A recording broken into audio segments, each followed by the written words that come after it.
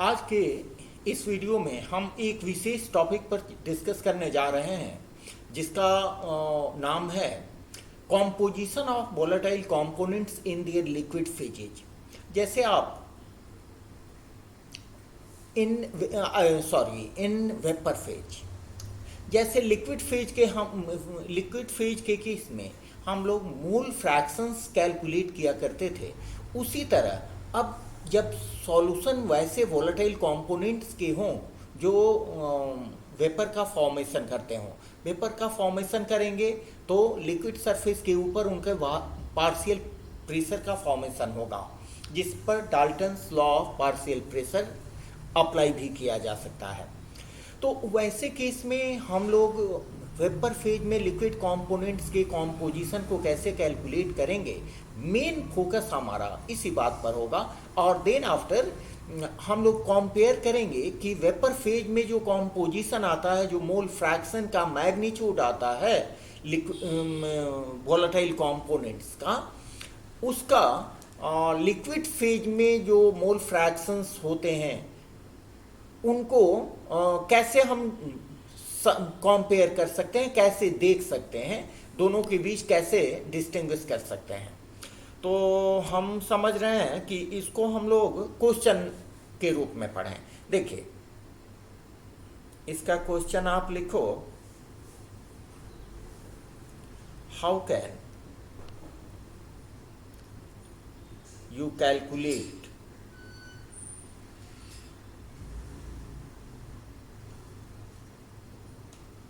the composition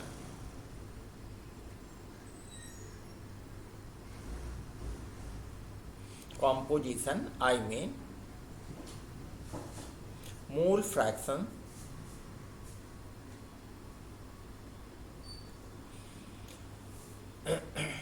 in mole fraction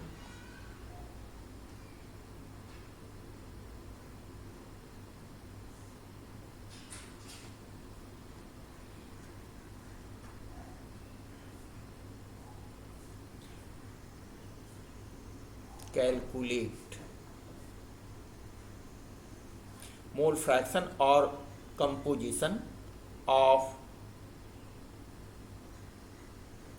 volatile components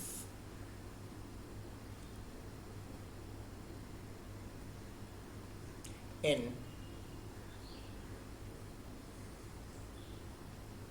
vapour phase. ठीक है, तो इसको समझने के लिए पहले हम लोग डायग्रामेटिक एक एक्सप्लेनेशन देखेंगे। डायग्रामेटिक एक्सप्लेनेशन के बाद उसके बाद एग्जामिनेशन पॉइंट ऑफ व्यू से हम थोड़ा बहुत एक दो पॉइंट्स इसको डिस्कस करेंगे जिसको आपने एग्जाम में लिखना है। ठीक है, एग्जाम में लिखने पर उतना ही आप लिखोगे। तो आइए पहले इसका हम लोग देखते हैं एक डायग्रामेटिक रिप्रेजेंटेशन, उसके द्वारा हम आपको समझाने की कोशिश करते हैं। देखिए, ये हमने बनाया एक कंटेनर।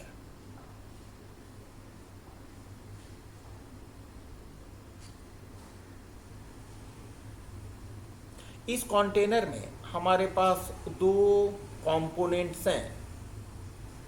इसको हम दो कलर में यूज कर रहे हैं, component A and component B.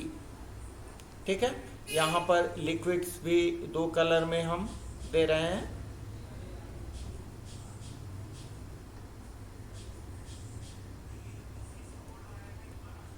Liquids भी दो कलर में हम दे रहे हैं। ठीक है, एक ये हुआ आपका कंपोनेंट ए एंड ये बी। ये वेपोराइज करेंगे तो देखिए वेपर का फॉर्मेशन होगा। वेपर को भी हम कोशिश कर रहे हैं दो कलर में देने का। वेपर को भी हम यहाँ दो कलर में ये दिखा रहे हैं। एक वेपर हुआ कंपोनेंट ए का और दूसरा वेपर हुआ कंपोनेंट बी का। तो इसके ऊपर आप ये देखो, ये हुआ आपका vapour phase. and this is liquid phase. Liquid phase LP, ठीक है। नीचे हुआ लिक्विड फेज, ऊपर हुआ वेपर फेज। तो यहां पर वेपर बनेंगे कंपोनेंट A के और B के। इसको आपने लिखना है कंपोनेंट A,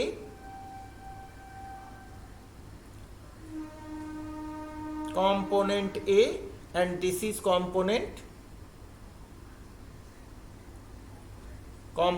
B। ये दोनों वोलाटाइल कंपोनेंट है, वेपर का फॉर्मेशन करेंगे। तो कुछ वेपर इनके द्वारा कंपोनेंट ए के द्वारा दिया जाएगा, कुछ कंपोनेंट बी के द्वारा दिया जाएगा। तो definitely according to Dalton's law of partial pressure, आप कंपोनेंट ए के पार्शियल प्रेशर को यहां लिखें, partial pressure of component A, इसको हमने मान लिया PA, ठीक है। और यहां पार्शियल प्रेशर ऑफ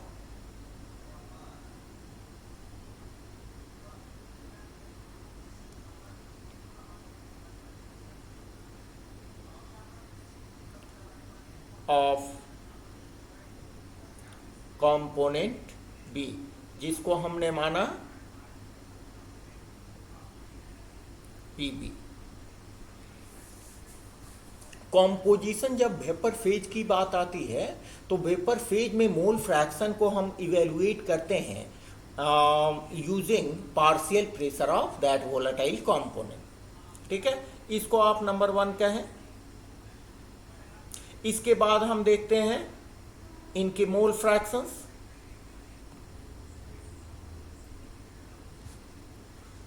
कंपोनेंट ए का मोल फ्रैक्शन क्या होगा वेपर फेज में? मोल fraction of component A, vapour phase के मोल फ्रैक्शन को हम रिप्रेजेंट करते हैं Y से। क्योंकि ये कंपोनेंट ए का है इसलिए इसको हमने माना YA, and YA is given by mole fraction of component A in vapour phase.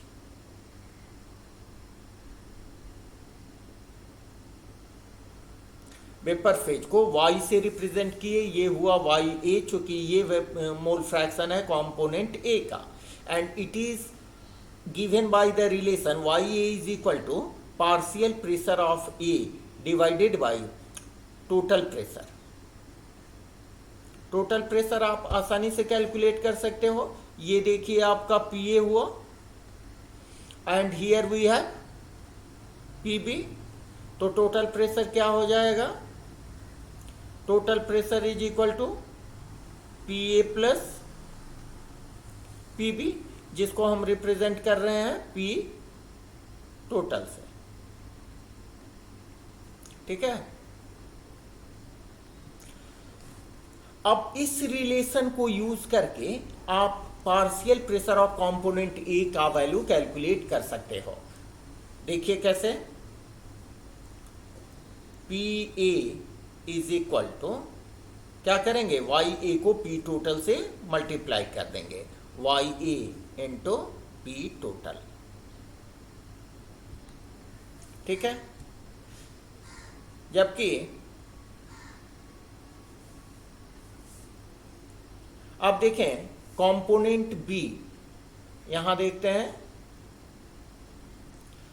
Partial pressure of component B PB है। सेकेंड केस में इसका मोल फ्रैक्शन देखते हैं, mole fraction of component B, जिसको हम रिप्रेजेंट करेंगे YB से, ठीक है। तो YB का वैल्यू, YB बिल्कुल इसी पैटर्न पर, YB mole fraction of component B in vapour phase is equal to partial pressure of B divided by P total. ठीक है, और इस रिलेशन से आप partial pressure of component B calculate कर सकते हो। P B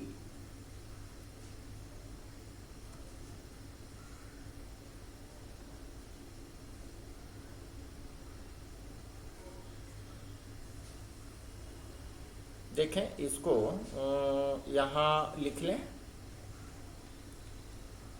P B is equal to Y B into P total. ठीक है, यहां पी टोटल है। ठीक है, पी टी ही रखें आप, पी टी। ठीक है, P T for P total.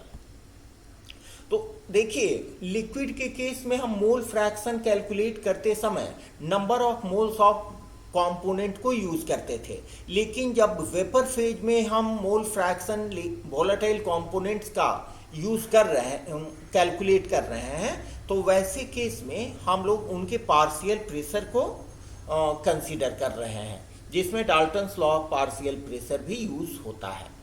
अब आइए इसको लिक्विड फेज में मोल फ्रैक्शन से कंपेयर करने के लिए हम यहाँ नीचे दिखा रहे हैं कि लिक्विड फेज में मोल फ्रैक्शन कैसे निकालते हैं। हम जानते हैं कि आप लोग इसे अच्छी तरह जानते हो, लेकिन कंपैरिजन के लिए हम इसको यहाँ दे रहे हैं। आइए, ये हुआ कंपोनेंट ए। तो component A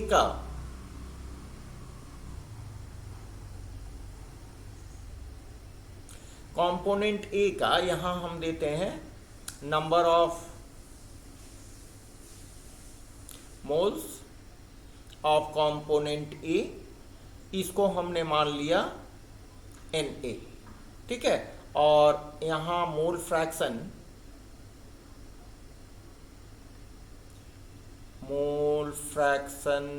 of component B, इसको हमने माना Nb। तो टोटल नंबर ऑफ मोल्स आपको क्या हो गए, बिल्कुल क्लियर है। टोटल नंबर ऑफ मोल्स आपका हो गया Na प्लस Nb। ठीक है, ये टोटल नंबर ऑफ मोल्स हो गए। आप इसको कंपेयर करो, यहां से हमारे पास टोटल प्रेशर कितना आया था, P total which is equal to P and P B, जबकि यहां पर हमारे पास टोटल आया टोटल नंबर ऑफ मोल्स। अब इसके आधार पर हम लोग mole fraction of component A देखेंगे। Mole fraction of component A, जिसको हमने रिप्रेजेंट किया है एक्स ए से। X A will be equal to N A by N A plus N B. ठीक है, mole number of moles of component A divide by total number of moles in the solution. और यहां देखें, इसको दूसरे colour में हम ले लेते हैं। Mole fraction of component B is equal to X B is equal to N B by, ये आपको पहले से ही मालूम है, N A plus N B. ठीक है, आपको ये भी पता है, हम यहाँ कंसीडर कर रहे हैं बाइनरी सॉल्यूशन के लिए। तो बाइनरी सॉल्यूशन के लिए भी, या कोई भी सॉल्यूशन हो, जितने भी कंपोनेंट्स हो, उनके लिए मोल फ्रैक्शन का total sum that is X A plus X B is always equal to 1। ठीक है, ये भी आप जानते हो। और इसके आधार पर आप ये भी कैलकुलेट कर सकते हो, X A is equal to 1 minus X B and X B is equal to 1 minus X A ये आपको बहुत अच्छा से मालूम है। ठीक है,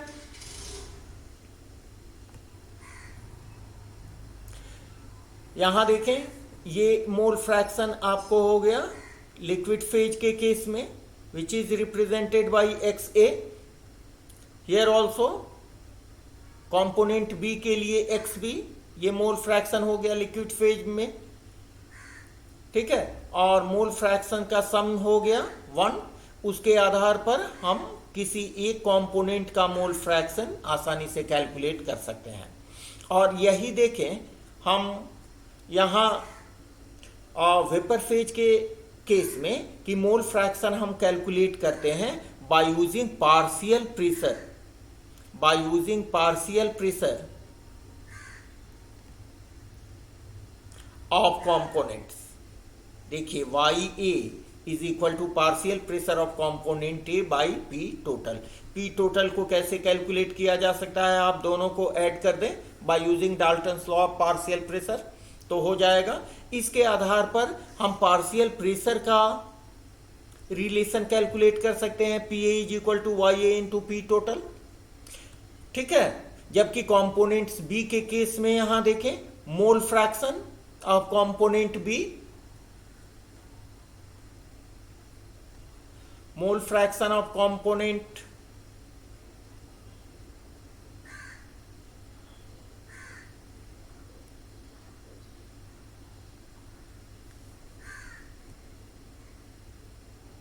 मोल फ्रैक्शन ऑफ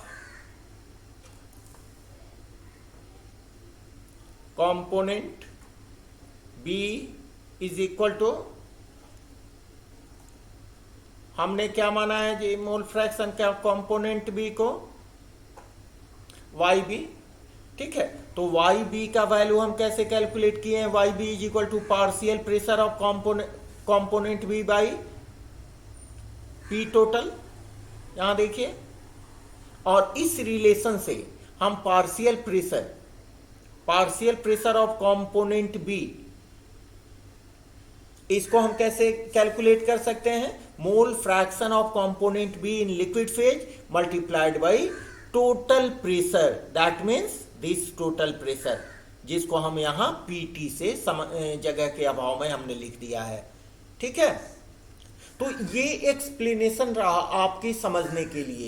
इस एक्सप्लेनेशन को अगर बढ़िया से आप समझ गए हो तो एग्जाम पॉइंट ऑफ व्यू से आप 1-2 पॉइंट केवल लिख दो एग्जामिनेशन में, इतना लंबा चौड़ा संवाद करने का कोई जरूरत नहीं है। ठीक है, आइए देखते हैं इसमें number 1 point,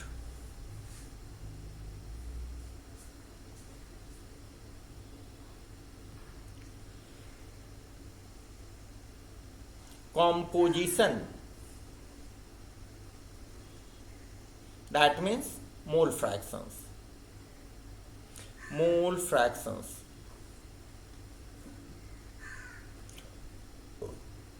of volatile components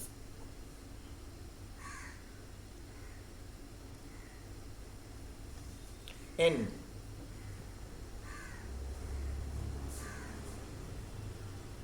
liquid phase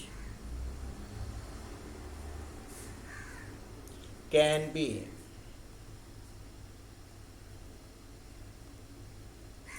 calculated by using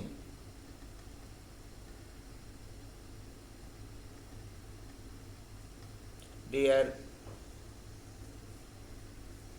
partial pressure. यहां के केस में हम लिख दे रहे हैं that is P A and P B, जबकि लिक्विड के केस में हम लोगों ने क्या देखा था कि मोल फ्रैक्शन निकालने के लिए नंबर ऑफ मोल्स हम कैलकुलेट करते थे। ठीक है, सेकेंड पॉइंट में आप लिखें let Y A and Y B are mole fractions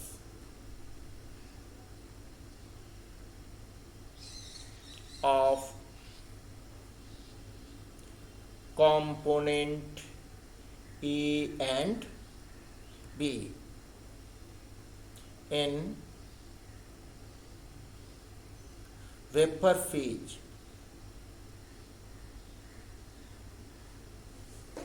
respectively.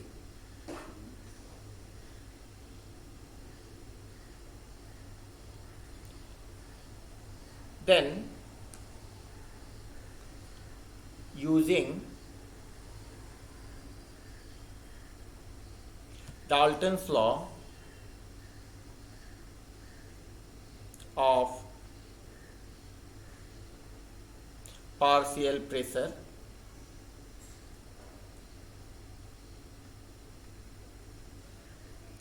we have,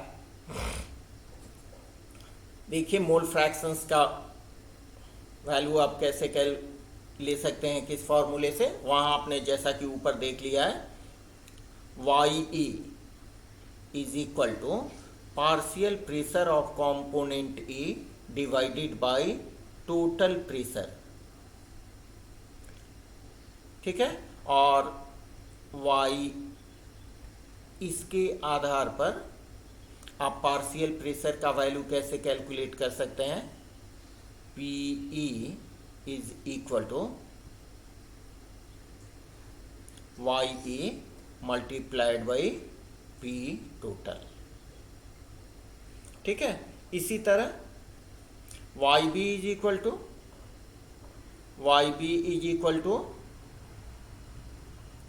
P B divided by P total, और P B is equal to Y B multiplied by P total,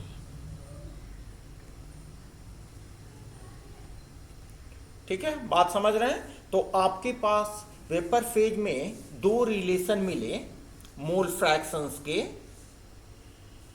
अगर mole fraction निकालना हो तो partial pressure को total pressure से, partial pressure of individual component को total pressure से divide कर देंगे तो आपको मोल फ्रैक्शन निकल जाएगा। और इस रिलेशन से आसानी से आपको partial pressure of individual component का वैल्यू कैलकुलेट कर सकते हैं by multiplying mole fractions of one component multiplied by total pressure, जिसका यूज हम लोग राउल्ट्स लॉ के न्यूमेरिकल्स बनाने में करने वाले हैं। इसलिए दोनों का कॉम्पैरेटिव स्टडी हमने आपको दिया।